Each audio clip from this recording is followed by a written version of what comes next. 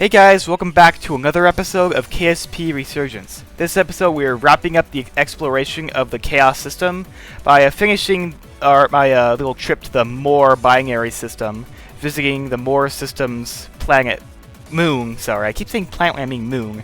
The moon bound, which is actually has lava on it just because of tidal forces, not because it's hot or anything. The Moore system, this cool binary system here, is actually the furthest away in the Chaos binary star system.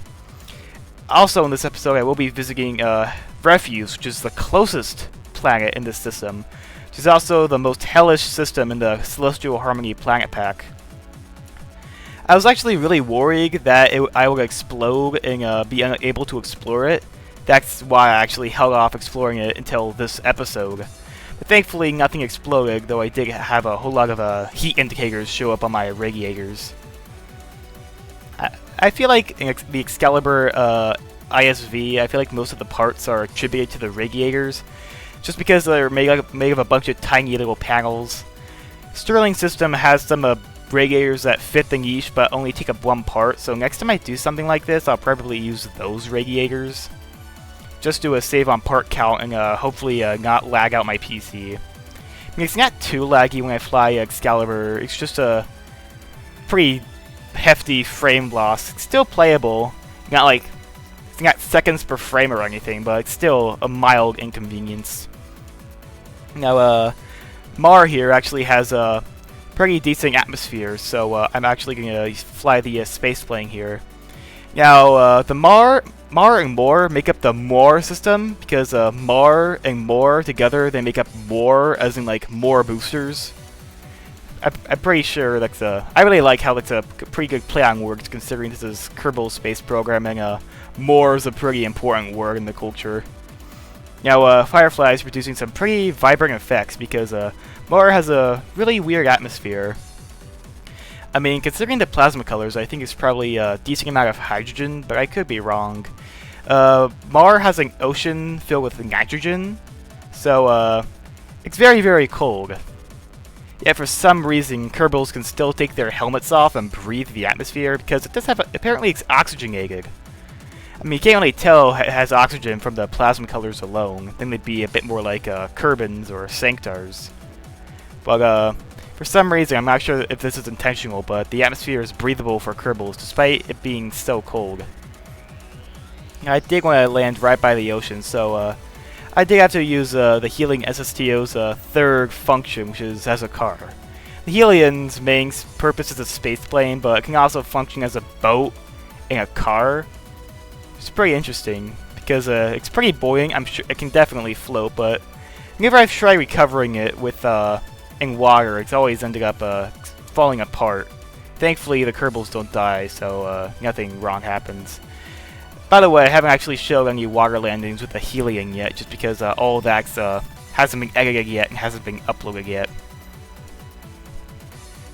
Do gotta make sure I get all the experiments I can while flying and actually on the ground. Mar has a really unique surface, being very white with a few darker rocks and some crystals jutting out of the ground. These landing gear are from the mod Kerbal Foundries, which adds some really nice procedural-ish landing gear. They're also motorized, so it's really a car if you think about it, even if you don't have those engines constantly running. Now, I really want to get close to the ocean because I feel like the oceans are Mars' really defining features. Now, at this point, we can go on EVA and get all the science and take a nice screenshot. Now, the Kerbals can take their helmets off. I'm not sure if that's a bug or not. But since it's like several hundred degrees below freezing, I'm gonna have the Kerbals keep the helmet on just so they don't get hypothermia and die.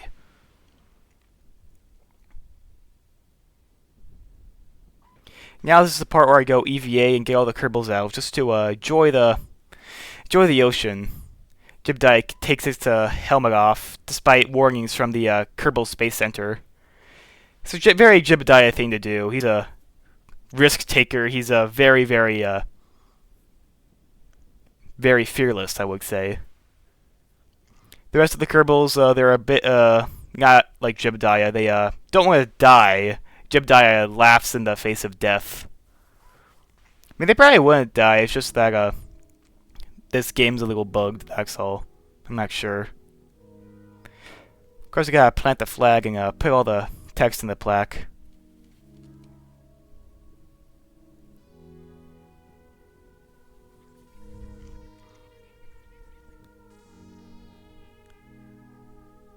After writing the plaque and etching it and putting it into the ground, I have to do some of the obligatory screenshot farming.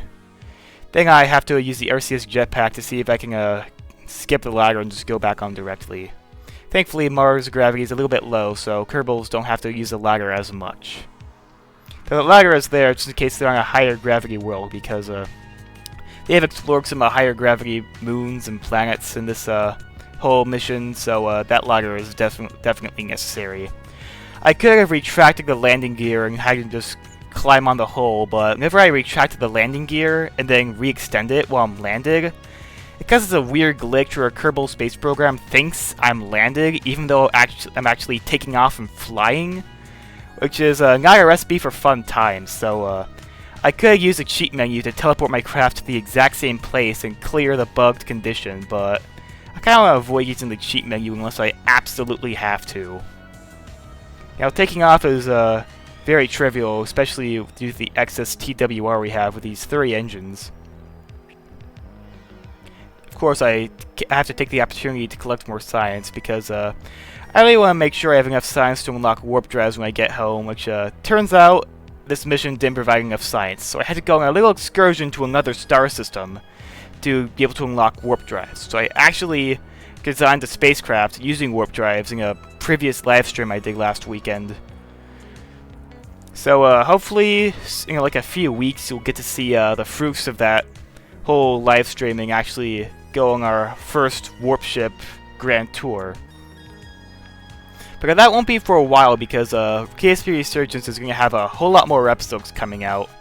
And it'll probably take a little longer, just because I'm probably going to be releasing these every other week, since I have another series running in parallel with Resurgence, that being KSP Wayfinders, which I released episode 2 at the time I'm recording this yesterday, I believe, so I mean, by the time I release this video, it'll be a week ago, but I'm recording this voiceover on a Monday, so I like having a good backlog of content. Oh, by the way, I should probably I have a few more things to yap about on my channel, just besides what's going on in the video. I actually managed to get Kerbal Space Program with mods to work on Linux. Now, I've been trying to avoid using Windows lately, just because don't really like what Microsoft is doing. So I've been trying to use Linux a bit more and actually learn to use it. And so far, it's been going really well. Now, Kerbal Space Program, out of the box, stock, no mods, works perfectly fine with Linux. However, if you want to add any graphical mods, well, Parks mods, in my experience, work fine, but like graphics mods and planet packs that rely on said graphic improvements, relying on a bunch of Windows graphical things like DirectX and aren't compatible with Linux unless you use a little fancy tool called Proton, which is kind of like Steam's compatibility layer, which lets Windows apps work. Now, when I tried using Proton, it just gave me this blank screen, because for some reason it was using my integrated graphics. So instead of using my 4070 Ti Uber GPU, it was using my Potato integrated graphics on my CPU, which if you're using volumetric clouds is literally unplayable. So thankfully all I had to do was put a command in the launch options to force the game to use my GPU. And that did the trick, except it kept complaining that it was missing some 3D libraries, which you needed to render some planet pack stuff. So whenever I looked at a comet trail or looked at some really cool graphic effects, like say Added by Promised Worlds or KSS2, because I was using those mods for my little test install, they appear as like the missing texture pink color. And also, it tended to crash my game a lot. So I had to install another tool, Proton Tricks, to install the missing DLLs to be able to run those mods without any issue. And For some reason, it actually works. I've actually ran Resurgence on Linux, and there didn't seem to be any issues. So, I feel like if I record any more episodes, I'm going to probably record them on Linux. And then eventually I'll probably move everything I do over to Linux. It's pretty cool. This is a pretty cool learning curve I had to experience. If you want to like try getting a poorly optimized game from years ago to run on Linux, that's probably a fun thing to do in your free time. Anyway, I should probably get back to the mission at hand. I've gone on quite a rabbit hole here. We've finished our Mars exploration. We've actually done a survey scan, and it doesn't have any resources of interest. So I'm gonna move and actually start exploring Bound, which is this lava world. It's not covering lava because it's hot. It's covering lava because tidal forces from the two larger bodies in the whole Mars system keep tearing it apart and exposing its mantle. Kind of like when your skin gets dry and keeps cracking because it gets super dry. This always tends to happen around the winter, but spring's coming, so hopefully that won't happen too much anymore. That's probably a really weird thing to say in a Kerbal Space Program video. I guess it's another episode of voiceover psychosis attacking again. Now, another thing about resource distribution, I feel like apparently Celestial Harmony got an update which redid a whole lot of the community resource packs configs. So if I update Celestial Harmony, it might actually change the resource distributions, which I might want to do after the end of Resurgence, because after I explore all the moons and planets and all the bodies I have in this current install, I'm gonna end KSP Resurgence as a series. Now that won't be the end of the save file, because Cosmic Serenity and Celestial Harmony are still in development and will have expansions in the future. So what I will do is actually start a new series and actually start exploring those systems and preserve the save file. I won't be starting over. I won't have like I'll just be skipping straight to warp drives and using them, which will be pretty cool since I haven't really used warp drives before. The mod I use for warp drives is Blue Shift, by the way. And also, here I am. I'm using a little option called KerbNet, which allows you to scan a body and actually look at all the biomes and ore deposits. It's a underused feature, especially in Manga Kerbal Space Program when we have so many other things to do. It's pretty cool how I can actually scan the moon here and actually look at all of its biomes and choose a suitable landing spot. Now, I know other mods like ScanSat exist. I'm actually using that mod in Wayfinders, though I am yet to actually start experimenting with it. I can't wait to start using ScanSat and Wayfinders, but I should probably be talking about Resurgence since this is still a Resurgence episode. So, this is my super cool vacuum lander that uses lithium-powered engines to be able to have a very efficient descent. Now, temperature is not really a concern when it comes to landing on Bound. I just have to avoid the cracks and avoid landing in the lava. But I do get really close to one, just because I really want the view. It's a long way down. If a Kerbal to slip, it'd be very bad news. But then again, the Kerbals have EVA jetpacks and can probably fly to safety. You know, on second thought, I probably could have like flown a Kerbal down there, gotten an EVA report, and then flown back up. But I didn't want to take that risk. It actually never crossed my mind to do something so stupid.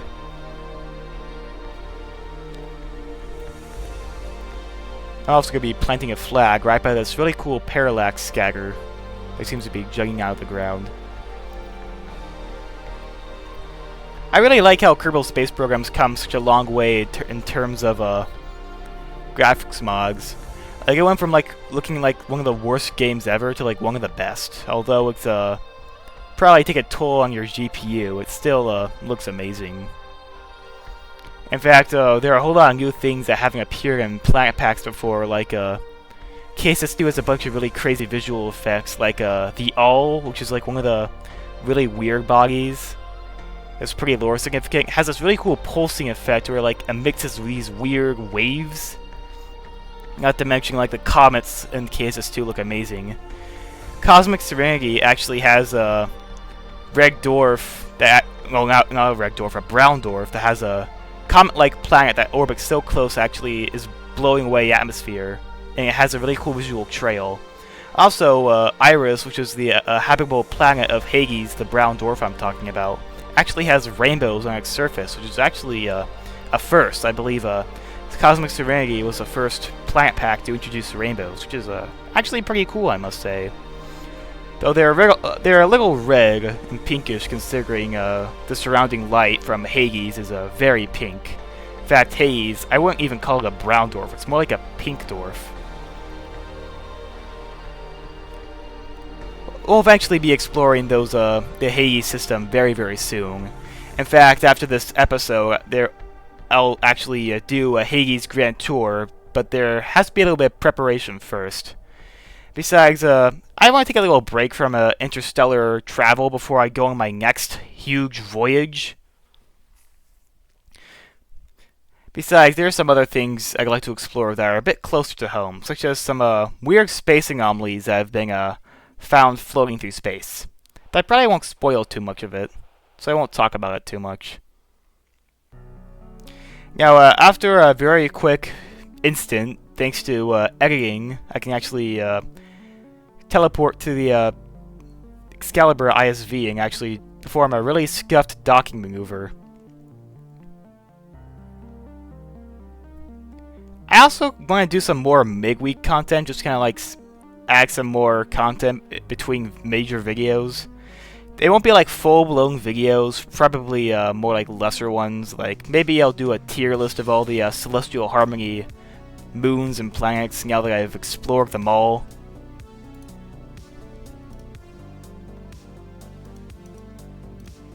It'd be a pretty cool thing to do with using tier list maker.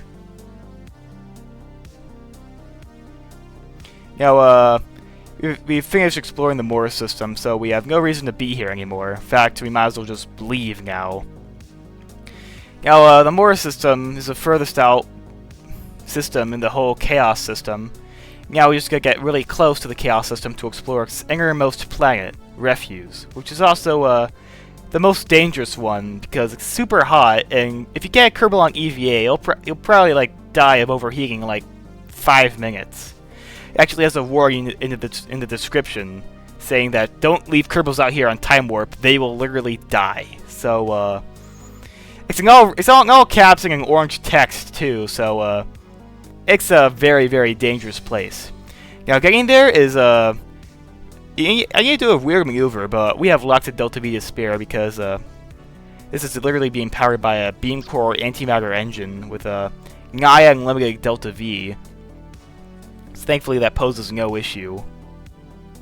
Now I did skip to Daystar, well, not Daystar, Refuse. Daystar is another really hot place. I skipped the whole maneuvering part and just cut straight to the arrival, just because whenever I go interplanetary and start orbiting around the Chaos system directly, it causes a bunch of really, really nasty visual glitches that I really do not want to have in my videos, so I just simply cut those out. Now, Refuse is by far the most lava-covered body in the entirety of Celestial Harmony.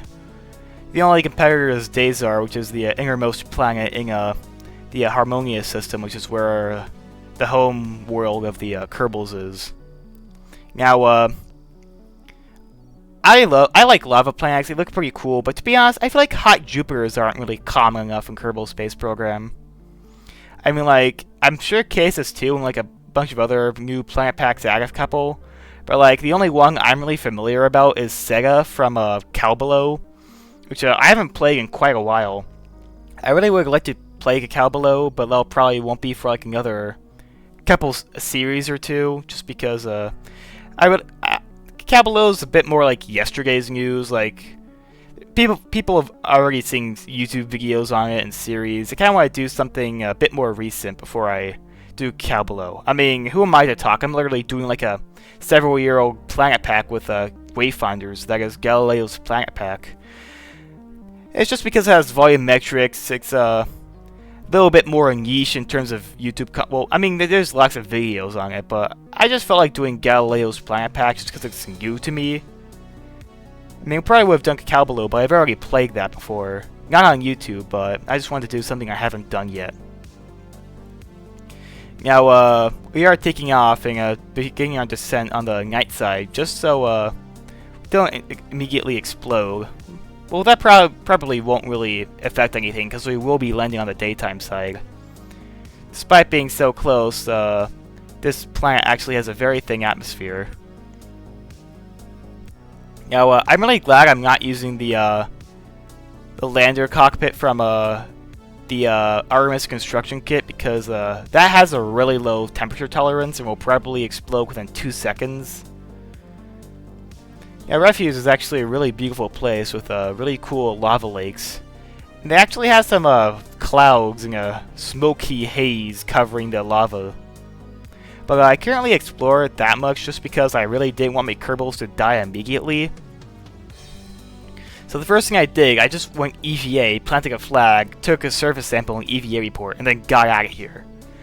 I only got one Kerbal out because if I got all of them out and then like went through all the time to have them do the EVA, they probably all would have died. I got my Kerbal flight engineer to see how hot Kerbal is getting, and the heat, the critical thermal percentage is dramatically rising. It's like going up really fast, so I'm not taking my chances. At this rate, my Kerbal will be toast within a minute or so, so I don't want to risk any of my Kerbal's lives. Now, I can load a quick save. I'm not preventing myself from using any quick saves or quick loads, but I'd rather not kill a Kerbal.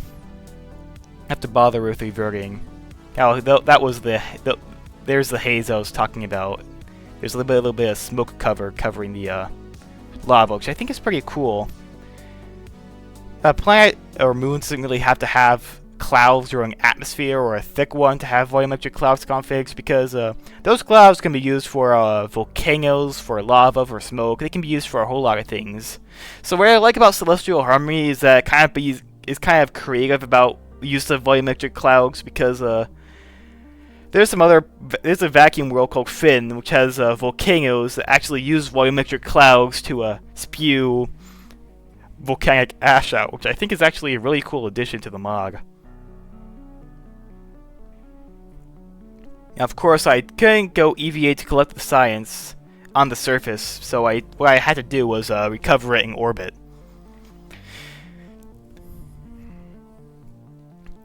Now that we've done a very short touch-and-go landing, we can actually return to the Excalibur and finally return these Kerbals home.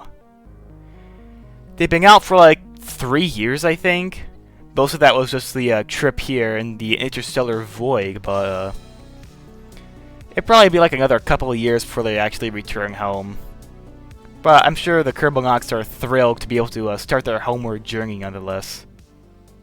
Now, pretty neat, you can actually see the sun flare, the corona, I mean, from the bigger white star. You can actually see a little bit of a coronal mass ejection there, I think.